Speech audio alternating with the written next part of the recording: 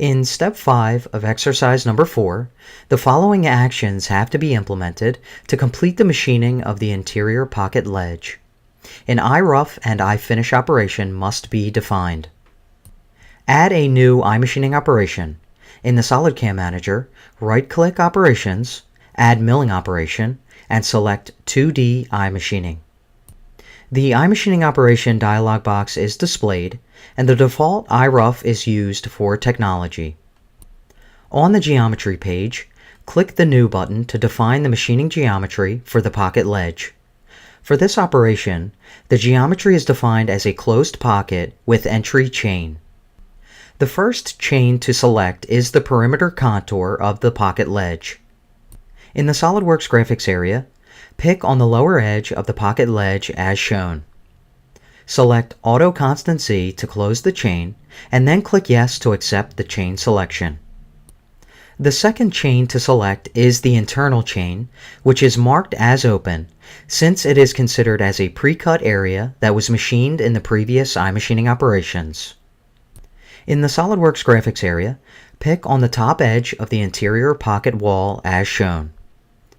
Select Auto Constant Z to close the chain, and then click Yes to accept the chain selection. In the chain list, right-click the entry chain, Chain 2, and choose Mark Chain as Open. This will enable the tool to start machining from this chain. The geometry is defined. Click OK to confirm the geometry selection and exit the Geometry Edit dialog box. Switch to the Tool page and click the Select button to display the Choosing Tool for Operation dialog box.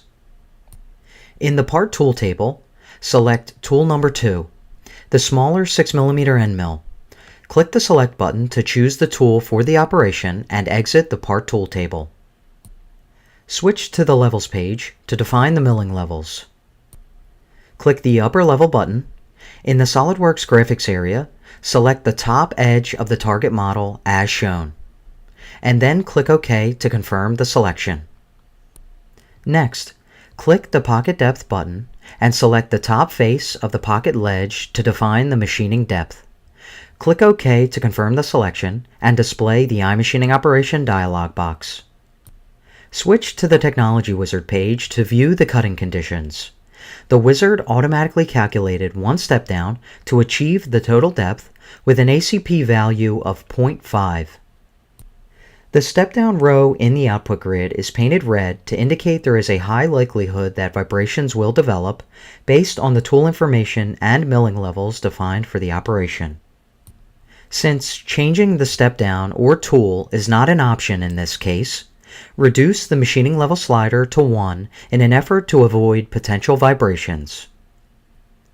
On the Technology page, the step-down and cutting angles generated by the wizard are shown. By default, a 0.24mm allowance will be left on the walls. At this point, the iRough operation can be calculated, and the iMachining toolpath can be viewed on the model.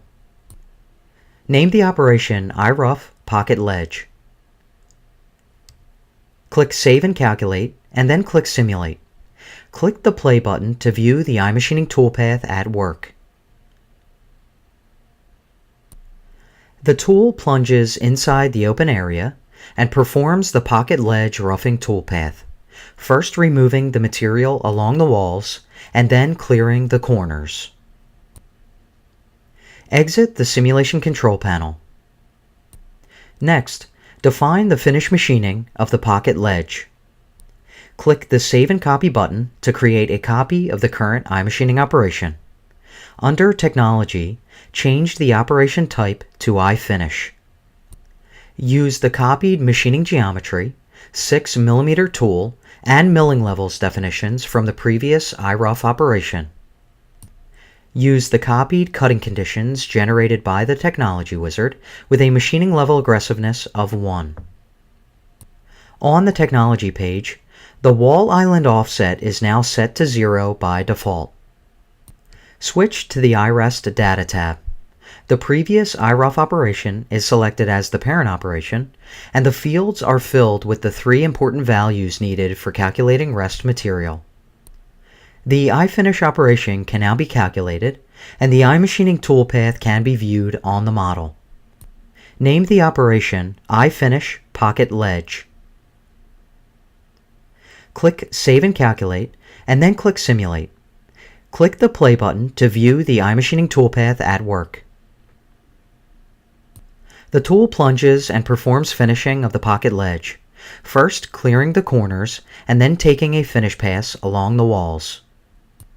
Using the exit buttons, close the simulation control panel and the iMachining operation dialog box. At this stage, Step 5 is complete.